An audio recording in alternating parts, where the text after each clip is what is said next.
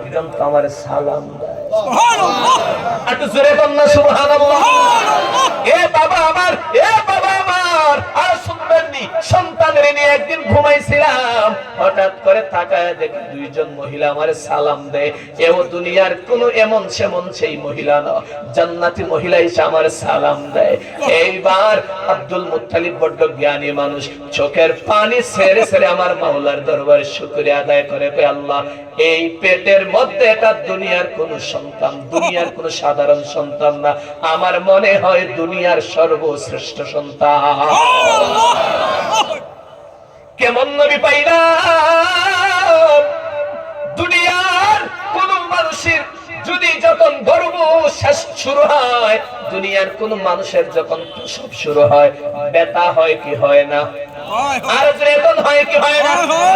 কেমন ব্যথা জানেননি? বৈজ্ঞানিক থিওরি থেকে জানা যায়, একজন মানুষের শরীরের মধ্যে 40 ডিগ্রি ব্যথা থাকলে এই মানুষের বাঁচেই না, মারা যায়। কিন্তু আমার মাওলা এই মায়ের গর্ভের মধ্যে আমাকে আপনাকে যখন দিয়েছেন, সন্তান যখন মায়ের 1-1.5 ইঞ্চি জায়গা দিয়ে আল্লাহ দুনিয়ার জমিনে প্রবেশ করাইবেন, বের করাইবেন, তখন আমার মাওলা আমার মায়ের শরীরের মধ্যে কত ডিগ্রি ব্যথা দেন জানেননি? বৈজ্ঞানিক ডাক্তাররা ডাক দিয়া কয় 40 ডিগ্রি আল্লাহ ব্যথা দেন না, 50 ডিগ্রি ব্যথা দেন না, আমার আল্লাহ বড় কুদরতের সাথে 60 ডিগ্রি ব্যথার মজা পাওয়া পায়া এরপরে আমার আল্লাহ দুনিয়ায় জমিনে আমাদেরকে আনা।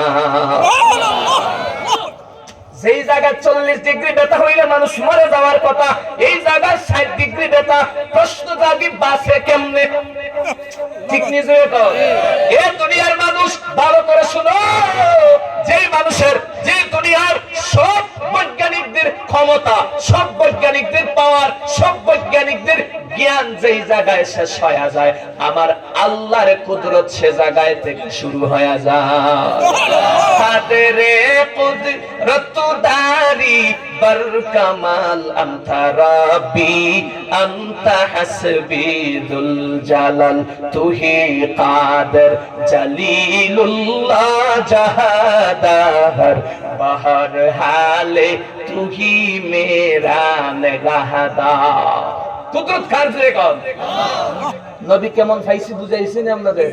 এইটা তুমি আর নবীর জন্মের আগেরটা, এটা কি জমির নবীর জন্মের আগেরটা। আপনাদের দেশে গরম পানি থাকলে দিতে পারবে না।